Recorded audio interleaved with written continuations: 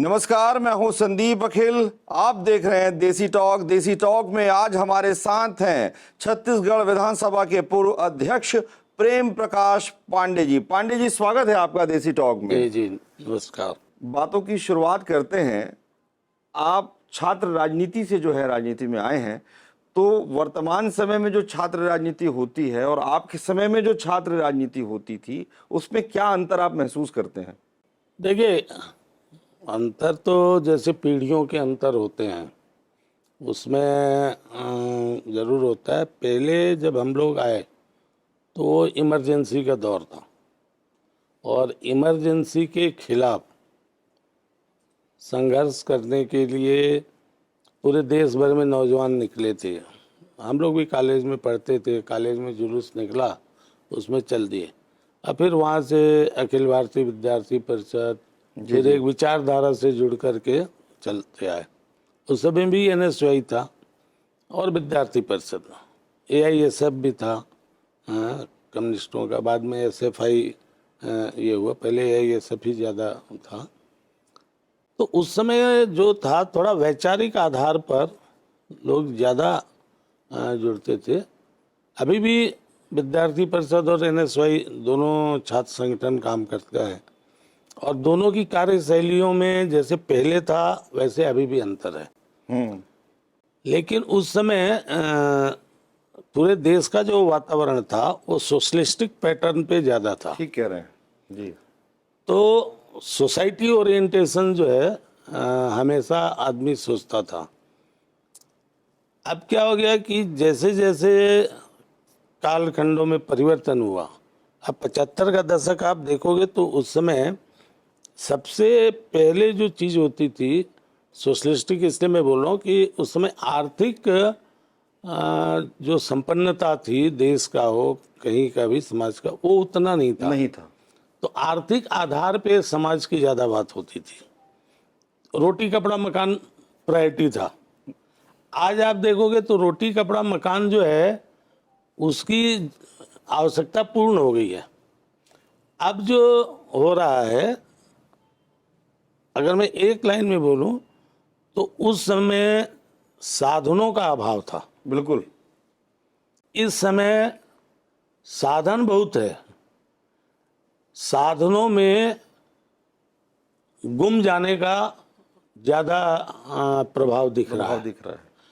मतलब more informations, more facilities create the more confusion. सक्रिय राजनीति में कब आए आप? मैं तो कॉलेज से पढ़ते पढ़ते हम लोग उसके बाद जनता पार्टी में भी काम किए और जनता पार्टी के बाद में युवा मोर्चा में आ गए। फिर मैं प्लांट में काम किया तो प्लांट में भारतीय मजदूर संघ में भी काम किया और उसी समय बीजेपी का जिले का पहले उपाध्यक्ष बना और मेरे ख्याल से फिर 86 में भिलाई जिले का महामंत्री। पहला चुनाव कब लड़े आप? 90 में प्लांट में रहते हुए। और उसके बाद जो है अविभाजित मध्य प्रदेश में भी आपको बड़ी जिम्मेदारी मिली। छत्तीसगढ़ राज्य बनने के बाद जब बीजेपी की सरकार आई उसमें भी बड़ी जिम्मेदारी आपको मिली।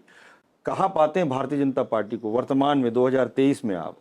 देखिए, पहले जब हम लोग जिस समय 84 की अगर बात करें 2 सीट थी, उसके बाद से हम लोग बीजेपी के काम को चालू किए थे। मध्य प्रदेश की जो हम लोगों की यूथ टीम थी, अभी शिवराज सिंह, प्रहलाद, नरेंद्र सिंह, आपके पुराने मित्रों में से हैं। हम लोगों की पूरी टीम थी जी। तो उस समय पूरा मध्य प्रदेश एक था। तो पटवा जी प्रदेश अध्यक्ष, तो ये सब चालू होते होते धीरे धीरे बढ़ते गए। तो उस समय धीरे धीरे जैसे अडवाणी जी वगैरह कहते थे कि भाई पहले स्थिति ये थी कि बीजेपी कुछ नहीं, दोबारा बाद में धीरे धीरे ये चेंज हुआ कि नेशनल एजेंडा जो भी तय होगा वो बीजेपी के बगैर नहीं होगा। आज ये हो गया कि नेशनल एजेंडा जो भी तय होगा वो बीजेपी को देख के होगा। तो ये जो चेंज आया है कि पहले इग्नोरेंस था, फिर उसके बाद जैसे नहीं बोलते उपहास किया लोगों ने, हैं, फिर थोड़ा आलोचना में गए हम लोग, और आज इतने हम ताकतवर हो गए कि सब लोग मिल के विरोध कर रहे हैं। छत्तीसगढ़ में क्या पाते हैं, छत्तीसगढ़ में की क्या स्थिति है, राजनीतिक स्थिति? आप लोग मेहनत भी कर रहे हैं, परिवर्तन यात्रा भी लेकर आप चल रहे हैं। परिवर्तन यात्रा के नाम को लेकर भी कांग्रेस ने आरोप लगाया है कि ये नाम भी उन्हीं का दिया हुआ है। क्यों, 2003 में तो सबसे पहले हम लोगों ने निकाला। अच्छा। ये तो 2018 में निकाले ना परिवर्तन। 2003 में हम लोगों ने उस समय परिवर्तन यात्रा ही निकाला था, और वो दंतेवाड़ा से निकला था, रतनपुर से निकला था, डोंगरगढ़ से निकला था, और उधर जसपुर तरफ से निकला था। 4 यात्राएं निकली थी उस समय।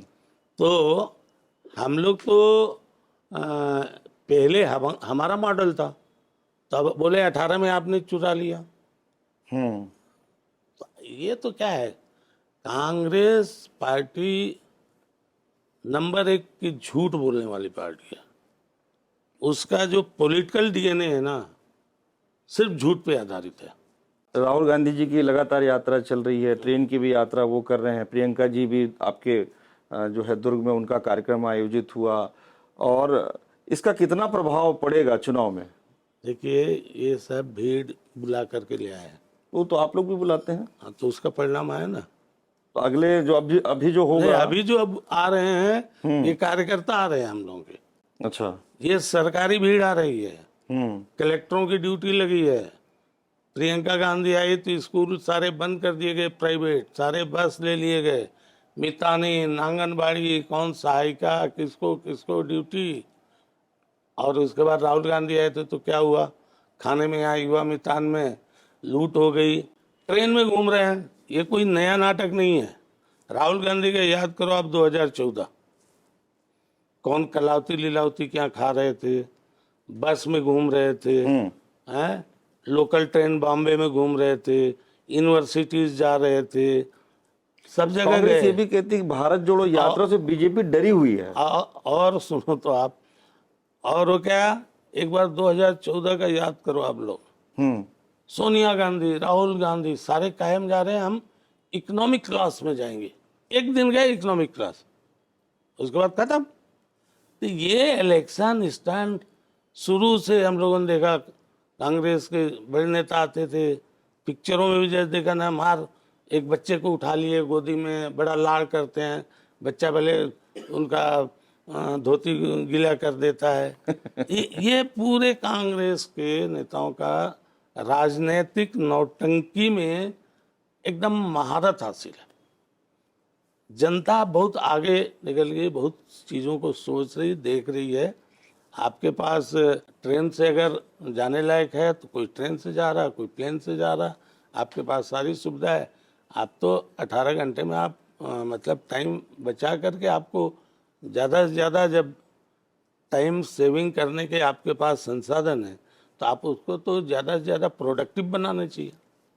तो ये सब समझते हैं लोग। सनातन को लेकर भी पूरे देश में लगातार चर्चा हो रही है, और तो और मुख्यमंत्री भूपेश बघेल ने कहा कि भाई मोदी जी जो हमारे प्रधानमंत्री हैं, माता जी के स्वर्गवास के बाद मुंडन की एक परंपरा है हिंदू समाज में, वो भी नहीं हुए। तो एक बार जो है मतलब जो असम के मुख्यमंत्री हैं यहाँ जो बोल के गए, उसके बाद उनका एक बयान आया।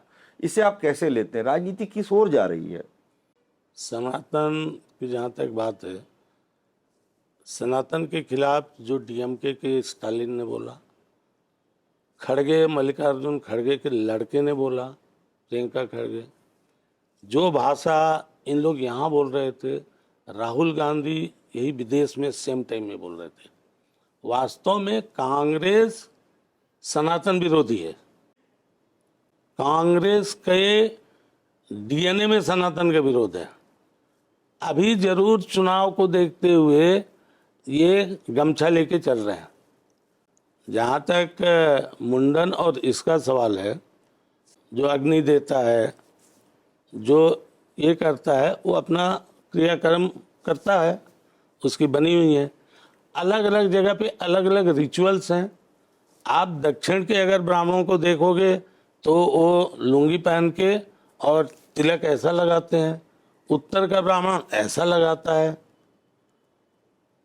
और भूपेश बघेल जी को तो क्या है, कल तक तो राम विरोधी थे, आज जो है जब देख रहे हैं कि चारों तरफ सनातनी जग रहे हैं, जैसे जैसे सनातन को मानने वाले लोग जग रहे हैं, वैसे वैसे पूरा एक वैश्विक उनका ये कहना है तरफे जो कि षड्यंत्र सनातन है, धर्म या राम जो है पेटेंट नहीं है भारतीय जनता पार्टी का, वो तो सबके हैं। और हम भी जो है आए हैं तो राम वन पदगमन पर हम काम कर रहे हैं। 15 साल आपकी भी सरकार थी, आप लोगों ने राम वन पदगमन पर क्यों काम नहीं किया? ये सेंट्रल काम कर रहा है। पिछले समय प्रहलाद पटेल जी जब आए थे, उन्होंने पूरा नक्शा बता दिया पूरा सर्किट जो कल्चर। तैयार हो- हाँ, जी और ये जो जहाँ तक हम तो 1986 से बोल रहे थे कि भूपेश बघेल जी, राम सिर्फ हमारे नहीं है, राम आपके भी हैं, हम सबके पुरखों के राम राम हैं, वो हमारे सबके पुरखे हैं। इस भारत में रहने वाले प्रत्येक पूजा पद्धति के पुरखे भगवान श्री राम हैं। लेकिन ये 2007 तक नहीं मान रहे थे, हम्म तब तो राम के अस्तित्व पे प्रश्न चिन्ह लगाए थे। हम्म कांग्रेस आज जो है सनातन के जागरण के साथ साथ, कांग्रेस को लगता है वो जो कालनेमी रामायण में है ना, कि जब हनुमान जी जा रहे थे तो राक्षस जो है साधु का वेश धारण करके राम राम बोल रहा था। राम भक्त पहचानता है कि असली वाला कौन है और ये कालनेमी कौन है। आप लोग असली वाले हैं। जनता जान रही है। हम लोग का तो, हम लोग अच्छा जय श्री राम जैसे ही हम बोलते हैं तो कांग्रेसी भड़क क्यों जाते हैं, सारे नेता भड़क जाते हैं। इनकी साथ वाली वो ममता बनर्जी तो जय श्री राम पे मतलब मारने तक दौड़ जाती हैं। हम्म तो इनके राम जो हैं ये मतलबी, अभी जो चुनाव आ रहा है ना, दिख रहा है कि कहाँ जा रहे हैं। ठीक है, अंतिम समय में तो सबको राम याद आते हैं, आने भी चाहिए। राम का तो बोले, राम जी ने कहा ही है कि मेरे को कभी भी एक बार याद कर लोगे तो तर जाओगे। राम ही केवल प्रेम प्यारा, जान ले जो जान निहारा। राम जी केवल प्रेम पसंद करते हैं, हाँ, और जो उनको जानता है वो जान लेता है उनको। लेकिन राजनीति में श्री राम का जो उपयोग होता है, चाहे कोई भी पार्टी करती हो, चाहे केंद्र की हो चाहे राज्य की हो, ये कहाँ तक उचित है? देखिए राम के नाम का उपयोग कहाँ से चालू हुआ, पहले इतिहास में जाना पड़ेगा। सबसे पहले राम मंदिर के संबंध में आंदोलन हुआ, और ये आंदोलन कैसे चालू हुआ? साहबानो प्रकरण में राजीव गांधी ने संविधान में संशोधन किया था। ठीक है, फैजाबाद के सेशन कोर्ट ने राम मंदिर में मूर्ति तो रखी जा चुकी थी, दरवाजा खोलने का, कपाट जो है खोलने का आदेश दिया। हाँ, उस आदेश के खिलाफ मुलायम सिंह की तत्कालीन पार्टी और आजम खान, इन लोगों ने लखनऊ में पूरा प्रदर्शन किया। तब विश्व हिंदू परिषद और हिंदू समाज को ऐसा लगा कि राजनीतिक दबावों के कारण सरकार जो है सिर्फ तुष्टीकरण के कारण सुप्रीम कोर्ट के निर्णय को बदल दी है। अब फिर ये चारों तरफ जो हो रहा है, इस दबाव में फिर निर्णय न बदले, तो उस प्रतिक्रिया स्वरूप जो है आपका सनातनी या हिंदू समाज जागृत हुआ, और वहां से आंदोलन चला। सारे राजनीतिक दलों ने, कोई नहीं बोला कि वहां राम मंदिर बनना चाहिए। तब जाके 1988 के पालमपुर के प्रस्ताव में भारतीय जनता पार्टी ने सबके बोलने के बाद ये प्रस्ताव पारित किया कि हम राष्ट्रीय पार्टी हैं और यह राष्ट्रीय मुद्दा है, इसलिए भगवान श्री राम अयोध्या में पैदा हुए हैं, इसलिए अयोध्या में ही राम मंदिर बनना चाहिए, और हम अयोध्या में राम मंदिर बनने के पक्षधर हैं। ये 88 में हम लोगों ने प्रस्ताव पारित किया। वहां से चालू हुआ राम मंदिर निर्माण। और राम मंदिर क्यों? क्योंकि वो राष्ट्र मंदिर है। और राष्ट्र मंदिर क्यों? क्योंकि राम राष्ट्र पुरुष हैं। तो ये जब हमारी कल्पना है और आप मानने को ही नहीं टाली। आप तो लड़ते रहे, लगातार बोलते रहे कांग्रेस वाले कि भाई जिस दिन राम मंदिर का फैसला होगा, राम मंदिर बनने जाएगा, देश में क्या हो जाएगा क्या नहीं हो जाएगा। वास्तव में कांग्रेस अल्पसंख्यक समाज को बहुसंख्यक समाज के नाम पर भया दोहन करके आज तक वोट लेते आई है। इसलिए आप देखोगे जहां जहां कांग्रेस से अल्पसंख्यक समाज भी मान चुका है कि ये सिर्फ झूठ बोलते हैं, हमारे लिए कुछ करते नहीं है। इसलिए जहां तीसरा अवसर मिला है वहां वो भाग जा रहे हैं। और कांग्रेस ये बता करके, देखो ये भाजपा वाले आ जाएंगे तो तुमको ये कर देंगे वो कर देंगे। अच्छा, भाजपा वाले तो हैं 2014 से देश में है और सब जगह है। आज तो पूरे देश में शांति है, कहीं कुछ नहीं बोल घट रहे रहा हैं है। कि आप जब भी आते हैं, चाहे राज्य में आए चाहे केंद्र में आए, आप लोग जो है कहीं न कहीं देश की सद्भावना, जो समरसता है, सद्भाव है, इसे बिगाड़ने का प्रयास करते हैं। इसलिए तो राहुल जी जो हैं वो मोहब्बत की दुकान लगाए हुए हैं। अच्छा, एक बात बताओ, मोहब्बत की दुकान लगाए मतलब वो व्यापार कर रहे हैं? मोहब्बत व्यापार की चीज हो गई? दुकान में तो व्यापार होता है। मोहब्बत तो करने की चीज है, मोहब्बत तो बांटने की चीज है, मोहब्बत तो एहसास है। आप जितना करोगे उतना फैलेगा। और दुकान में तो अब माल बेचा जाता है। क्या करें कांग्रेसी, हमेशा दुकान लगाने के ही आदी हैं वे, हैं? चाहे वो माल की हो, चाहे लूट के माल का हो, और चाहे ओट का दुकान हो, उनका दुकान ही चलाते हैं। सरकार नहीं चलाते, समाज से कोई लेना देना नहीं। हाँ, दुकान चलाते हैं, मोहब्बत की भी दुकान चला रहे हैं। मोहब्बत नहीं बांट रहे हैं, मोहब्बत जो है नहीं वो फैला रहे हैं। लोकसभा में एक समय तो राहुल गांधी जी जाकर जो है गले लगा लिए थे, उसके बाद आंख प्रधानमंत्री भी जी को। मारे। आंख मारे कैसे? सबको दिख नहीं गया कि देखो कैसे मैंने बनाया। महिला आरक्षण बिल को लेकर कितना प्रभाव पड़ेगा? 5 राज्यों के चुनाव हैं। देखिए, ये लगभग 3 दशकों पहले से लोग अलग अलग तरह से महिलाओं के बारे में कि आरक्षण हम देंगे, लाएंगे, करेंगे, करते रहे। ये बिल्कुल मोदी जी को धन्यवाद कि उन्होंने इसमें ये नहीं किया कि राज्यसभा में पारित कर दिया, लोकसभा में ले ही नहीं गए, यहाँ कर दिया वहाँ छोड़ दिए। तो ये तमाम स्टैंडिंग कमेटी सबसे होते हवाते आज जा कर के अब वो पारित हो गया। मजे की बात यह है कि आप देखो, सारे दल इसमें ये रिजर्वेशन दो, ये दो, संशोधन दिए, भाषण भी दिए, वोटिंग में कोई वोट नहीं डाला। तो भाई काहे के लिए संशोधन? आप यदि किसी विषय पर अपनी बात रख रहे हो और संशोधन दे रहे हो तो कम से कम वो जो संशोधन करता है वो तो वोट डाले। वो भी वोट नहीं डाल रहा है। तो सिर्फ ये पॉलिटिकल चीज करते आए। आज तक कांग्रेस वालों को देना नहीं था, बाकी जो इनके अलायंस हैं वो भी इसके पक्षधर में नहीं थे। अब मोदी जी ने कर दिया है तो ये होना चाहिए, इतने दिन बाद होगा। हमने जो जनगणना क्यों नहीं कराया? अब ये भूपेश बघेल रोज बोलते हैं। एक चीज और बताइए, आप जनगणना, बड़े विद्वान व्यक्ति हैं, आपसे समझना भी मैं चाहता हूं कि अक्सर देश में अब हम लोग ऐसी चर्चा करते हैं जिस चर्चा का कोई मतलब निष्कर्ष नहीं निकल पाता। अब पूरा देश जो है भारत और इंडिया की चर्चा में लग गया है।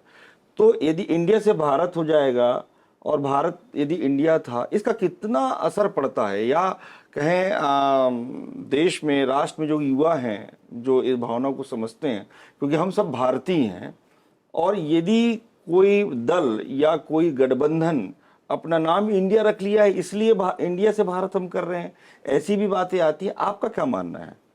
इंडिया से भारत नहीं किया गया, भारत से इंडिया किया गया है। जब पहले देश हमारा भारत ही था तो इंडिया ले आके 47वें संविधान में भाजपा ने कहा कि इंडिया लिखो या भारत लिखो। भारत डेट इज इंडिया लिखा है, इंग्लिश में इंडिया डेट इज भारत लिखा है, हिंदी में लिखा भारत अर्थात इंडिया। उसी को इंग्लिश में लिखा है India that is Bharat. That is Bharat. आपको जो मानना है मानो। अलायंस तो उन्होंने बनाया, अलायंस तो अब जानबूझ के बोलने लगे इंडिया जीतेगी, इंडिया जीतेगी। अरे इंडिया जीतेगी तो इंडिया के हम लोग थोड़ी विरोधी हैं।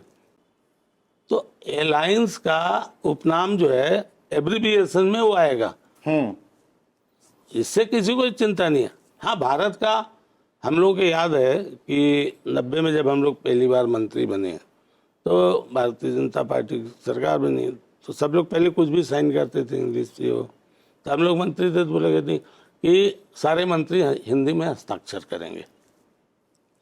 अब हम लोग अगर हिंदी नहीं बोलेंगे, हम लोग हिंदी को नहीं मानेंगे, तो जो बेचारे हिंदी नहीं बोल पाते हैं वो कैसे मानेंगे? तो हम भारत को भारत नहीं बोलेंगे। आप इंडिया बोलना बोलिए, लेकिन हम भारत को भारत बोल रहे हैं, इसमें आपत्ति क्या है? कोई संशोधन तो नहीं आया।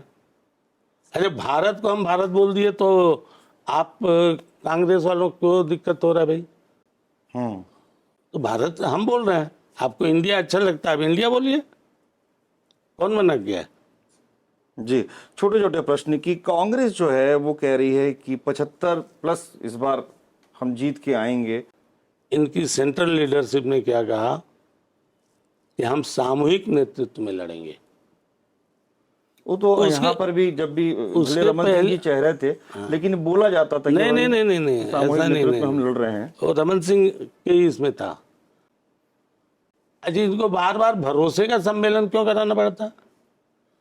जब आदमी का स्वयं पे भरोसा उठ जाता है तब वो दूसरों को इकट्ठा करता है, बोलता आओ आओ मेरे भरोसे का सम्मेलन करो।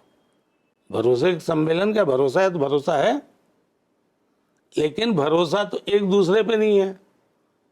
मंत्रिमंडल में कितना अंतर्द्वंद है। वो तो भारतीय जनता पार्टी में भी नहीं, हमारे यहाँ कोई जय सिंह अग्रवाल चिट्ठी नहीं लिखते थे।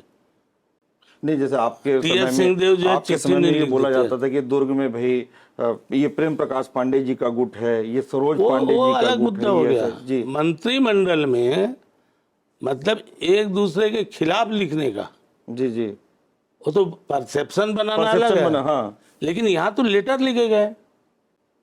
जय सिंह अग्रवाल मंत्री रहते हुए कलेक्टर के खिलाफ मुख्यमंत्री को चिट्ठी लिखे कि नहीं?